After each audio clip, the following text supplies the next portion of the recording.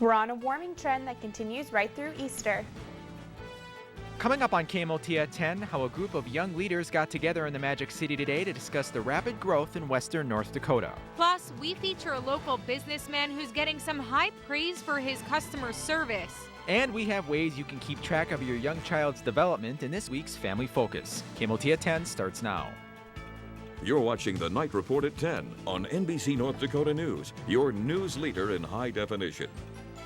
The state health department has ordered the immediate shutdown of a chemical waste plant near Killdeer. Good evening, I'm Joe Skuszewski. And I'm Hallie Rosa. Thanks for joining us. The department has ordered that Dyad Environmental cease operations at a facility that handles a radioactive waste product known as Tenorm. The order comes after an inspection at the plant earlier this month revealed multiple violations, including failures to display warning signs, employ qualified radiation safety officers, and document waste handling. The department can pursue penalties against Dyad for the violations. Meanwhile, Dyad has the right to a state health council hearing. All right, Hallie, some cooler temperatures the last few days, but it sounds like we might have some warm-ups coming up. That would be very nice. We head over to our meteorologist Amanda Lindquist in the KMOT Weather Center with her first look at weather. Amanda?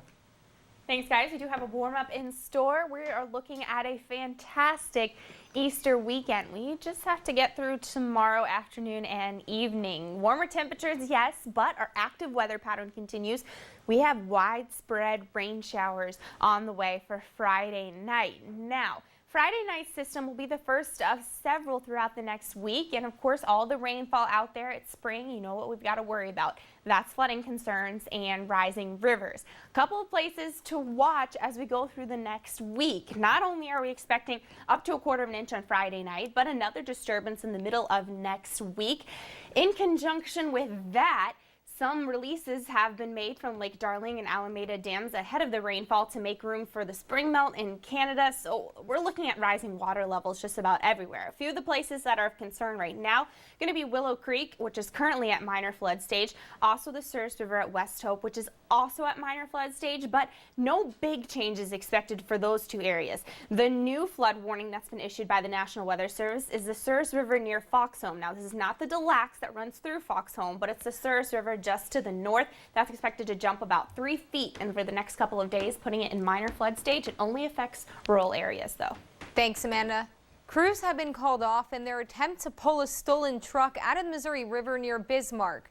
8 members of the Burleigh County Dive and Rescue Team made 2 attempts to pull the truck out of 15 feet of murky water and strong current. The team will meet on Monday to discuss the next step in the recovery process. Well, months after a devastating December fire, construction on the new Chateau Apartments is officially underway. Contractors are working to build the new elevator shaft. As the weather improves, they hope to have the concrete poured and wall panels installed. IRET Properties says there will hopefully be some noticeable changes by the end of May, and the new units should be completed by late 2014, weather permitting. A man who is connected to the murder of Jack Scholl of Williston appeared in court today. Isaac Steen was found guilty of hindering the investigation into Scholl's death. Scholl was found dead in a remote area of Williams County in June of 2013. Steen was one of several people arrested in July of 2013 in connection to the murder. His sentencing is next week. Well, the young professionals of Minot held a lunch and learn in the Magic City today to bridge the gap between generations in the energy sector. Every month, the group holds either a social, educational, or civic opportunity for young people working in the energy industry to network, gain insight, and understanding about the oil boom going on in western North Dakota. The energy industry is rather unique. There is a great divide between ages, between the last boom and the current boom. So it helps us kind of create an atmosphere where we can bring experienced energy professionals in, we can talk to them, gain their insight, develop, like I said, a greater understanding, further networking, and it helps us out because there's a great age gap in between the older and younger generations in the energy industry right now. And the Minot Group has only been around since January, but they already have 70 members.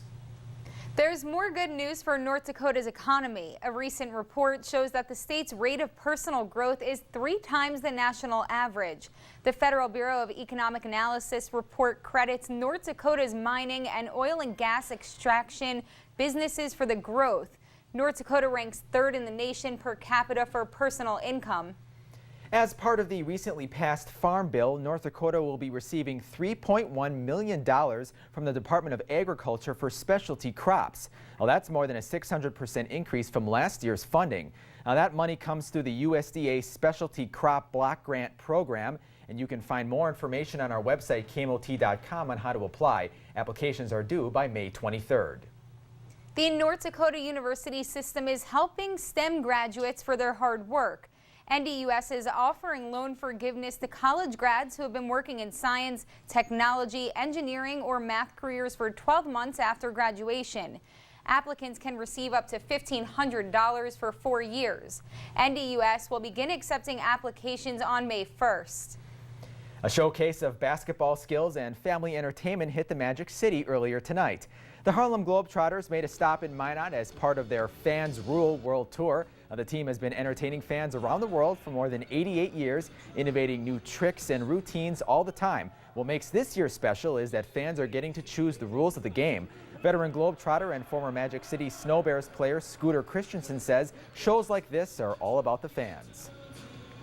This is my 9th year. I've been to over 75 countries, so I mean, everywhere that we go, we always put a smile on someone's face, and I think that's the best gift that we can always give back to our fans. I mean, I always tell people that if you come to a Globetrotter game, you never remember the score, but you always remember going home laughing and smiling. That's what it's all about.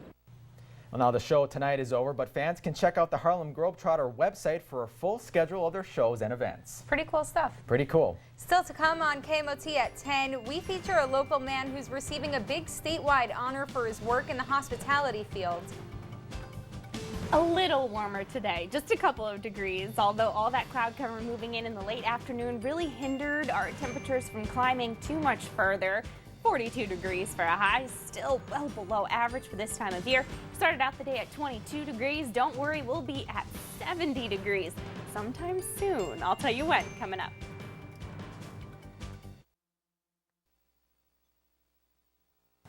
Meteorologist Amanda Lindquist is in the KMOT Weather Center with the latest on precipitation in our area, as well as an exciting weekend coming up. Amanda? Thanks, Joe. A lot to talk about in weather. Very active weather pattern throughout the last couple of weeks. Extends into next week, but we do get a wonderful break for this weekend. That includes temperatures climbing to 70 degrees on Easter, a lot of sunshine, and relatively dry from about midday Saturday through Monday or Tuesday. Outside right now it's 36 degrees. It's been pretty cool throughout the afternoon due to all the cloud cover out there and into the evening as well. Winds have been light today, not much to talk about there, out of the east at 10 miles per hour. That will change tomorrow. Tomorrow's going to be a very windy day. Sunrise is at 6:49. Across the state, we've got a lot of 30s and 40s, 36 degrees, a popular number here from Minot through Bottineau. Devil's Lake, 33 currently in Grand Forks. It's also 36 in the James River Valley, still in the 40s from Bismarck through Dickinson, Hettinger, also in Williston in the low 40s right now. Satellite and radar picture has a lot of cloud cover across northern North Dakota. At times, some of these clouds tonight may be spitting a few raindrops or snowflakes. No accumulation expected this evening, just a few flurries or very brief showers out there. It's really Friday night into Saturday that our next decent chance, and I'm talking about an 80% chance or greater of rain showers, comes to the area. We're looking at the majority of the showers Friday being dinner time or later, but a few possible earlier on in the afternoon as well. A tenth up to a quarter of an inch of rain is possible. Temperatures tonight on the mild side, not nearly as cold as last night. 28 in Stanley and Portal, 27 degrees in Mohall, 30 in Minot and Garrison, also 29 this evening in Velva, 25 in Bottineau, 26 in Rolette, 27 in Candu and Rugby. Check out these highs tomorrow. The warming trend continues. It's very gradual, certainly, but low 50s, that's an improvement off of the low 40s from today. 53 in Stanley, 51 in Minot, 52 degrees in Velva and Towner, 49 for a high in Rugby, 48 from Bottineau through Rolette and Candu. Mostly cloudy this evening, not as cold as the last few nights that we've seen. Tomorrow, the clouds linger. Still going to be overcast out there, very windy, with southeast winds gusting up to 35 miles per hour, 51 degrees for a high temperature.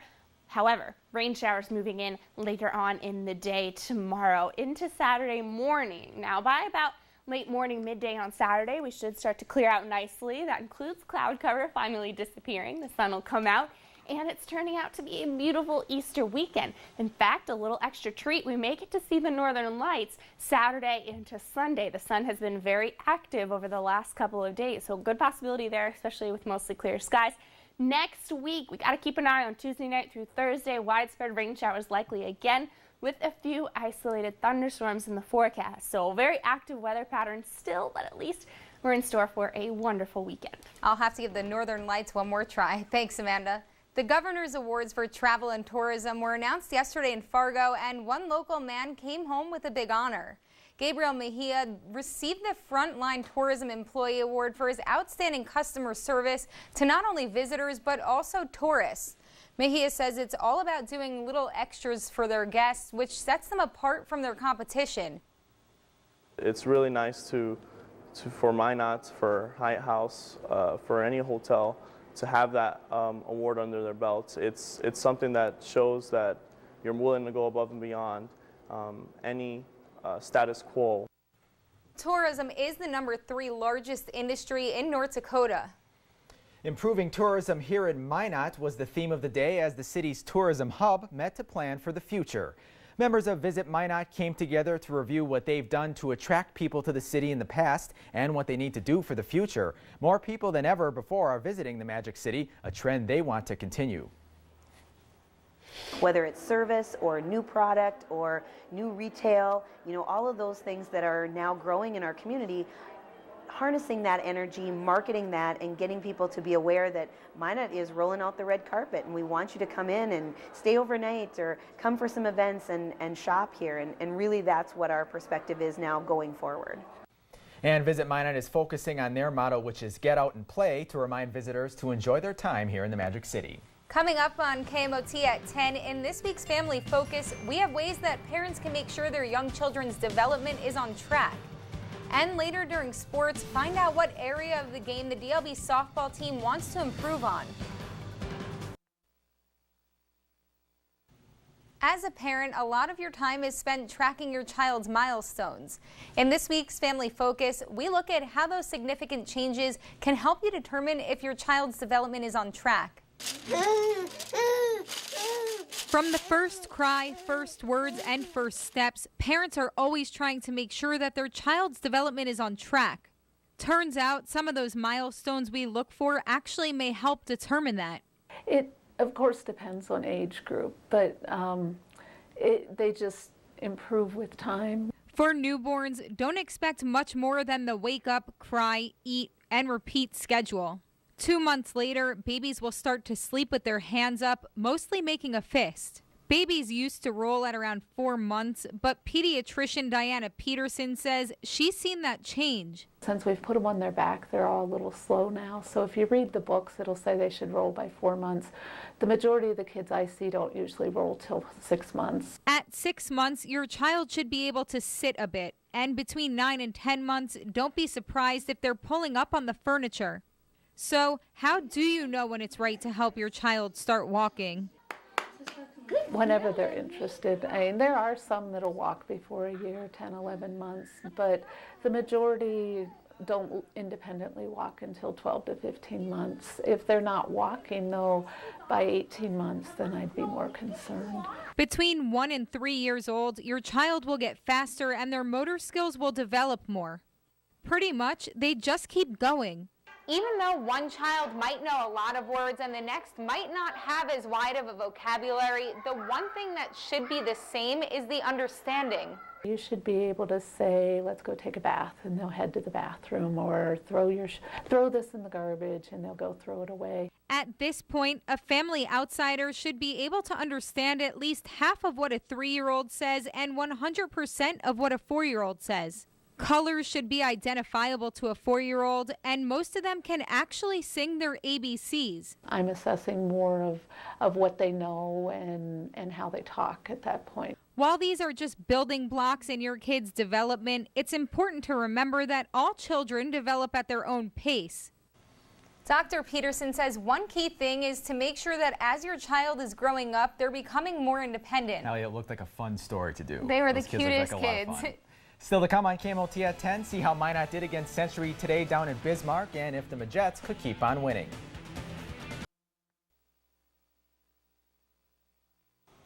Johnny's here with the latest from Minot softball as they were in Bismarck. Yeah, they went down to Bismarck today, and earlier in the week, they had no problems at all in their home opener against Belcourt. The Majettes would have a much tougher game against Century today. Let's go out to game one down at Clem Kelly. Bottom of the first, Kaylin Harold singles sharply to left field. Caitlin Feist scores the first run of the game for Century. Let's go to the top of the third now. Ashley Gathman of Minot driving it to left center and into the gap. It's a double, and Kayla Boudreau ties the game at 1-all. Next batter up for the Majettes is Cassie Askvig. She hits a line drive to center. Gathman puts Minot ahead 2-1. Bottom half of the inning, of the third, I should say. Bases loaded. Hannah Holtz down the line and right. Morgan Menji scores. She's followed by Harold and Autumn Hisjulian. She clears the bases on the triple. Century up 4-2. They go on to win game one 14-4, but Minot bounces back thanks to Lexi Benos' go-ahead RBI in the seventh inning. They beat Century 5-4 in game two. Now, through the first three games of the year, the DLB Lewis and Clark softball team sits at 1-2 and desperate for some offense. And in order for the team to improve, the bats must be there, and that's what the Lakers have been doing all week. Weather has forced them to practice inside, which has made them focus on their swings more. As DLB LC's offense gets better, the wins, they hope, will be quick to follow. We have a great opportunity this year for improvement. We had a lot of returning starters and we had a few positions that we needed to fill, and I think we filled them. I think we can get pretty far. We're a really well-working team, and we just need to work on our offense a little more, and then that's what we're working on this week, so I feel that we can get pretty far. So we have really improved since last year. We really worked on our defense to start the season, and we worked on getting the grounders, and so we don't make mistakes, and we corrected our mental errors, and we got that in our head. Now, the Lakers' next game is Monday against Watford City. That game was originally going to be Tuesday, but it did get pushed up. That game will be in Berthold. Now, the Minot girls basketball team had a surprising season this past year, being runners-up in state next to Fargo Shanley. It'll have to do so under new management if they want to continue that success next year. The Majettes have their new guy, Bernie Wasser. Wasser spent last season as an assistant at Montana Western, an NAIA school in Dillon, Montana. Now, before that, Wasser was a successful high school coach in Montana, winning a combined 3 state championships in boys and girls basketball. Wasser had a 372 and 189 record in 23 years of coaching. The Minot State graduate replaces Todd Magnuson, who stepped down at the end of last season. For the second straight year, the Minnesota Wild find themselves in the playoffs. The Wild faced off against the Avalanche tonight, who beat them 4 times this year. They've already played 2 periods out in Denver, and right now Minnesota is on top of Colorado. 4-2 is the score there. The Sharks got an early one against the Kings in the first period. They lead 1-0. The Rangers take game 1 from Philadelphia. They beat the Flyers 4-1. The Blackhawks and Blues, no surprise there, still tied. They're playing in overtime right now. Let's get you some baseball scores. The Twins beat the Blue Jays in game 1, 7-0, and then they come back to win game 2, 9-5, a huge 8th inning for the Twins right there. And sticking with baseball here in town, Minot State's game against Winona State will be at Hoban tomorrow instead of Corbett. That game will be at 2 o'clock. Game 1 will start. Game 1 will start from the Minot State softball team against Duluth at Herb Parker. The game originally was going to be at South Hill, but they had to move it to the football stadium. Hopefully the snow and the residue melts off those baseball fields. Next week looks pretty good, so hopefully the baseball and softball teams can get a lot of games in next week. But it's been a lot better than last year, that's for sure. All right, good. Thanks, Johnny. We'll be right back. Before we let you go tonight, Easter Sunday may be a few days away, but the fun got started early this morning as parents and their youngsters hit the streets in downtown Minot today for the annual Bunny Hop. It was a chance for people to check out all that downtown has to offer and grab some candy-filled Easter eggs in the process. And Amanda, you know, they were getting treats there, but I think the real treat for us may be the weather on Easter Sunday, the highlight of a 7-day. Yeah, we've got some excellent weather for Easter Sunday. See what I did there? Great forecast this weekend. Just got to get through Friday night. We are looking at widespread showers. Could potentially see up to 1/4 inch of rain in the Minot area. It will also be windy tomorrow as well. By midday Saturday, the sun returns and really looking at a wonderful weekend. 70 degrees for a high temperature on Easter. Sunshine carries into Monday. Tuesday night through Wednesday, that's the next opportunity for rain. May even catch a couple rumbles of thunder with this round. Sorry, I don't have any puns for you like they did. Good night, everyone. We'll see you back here tomorrow for the evening report.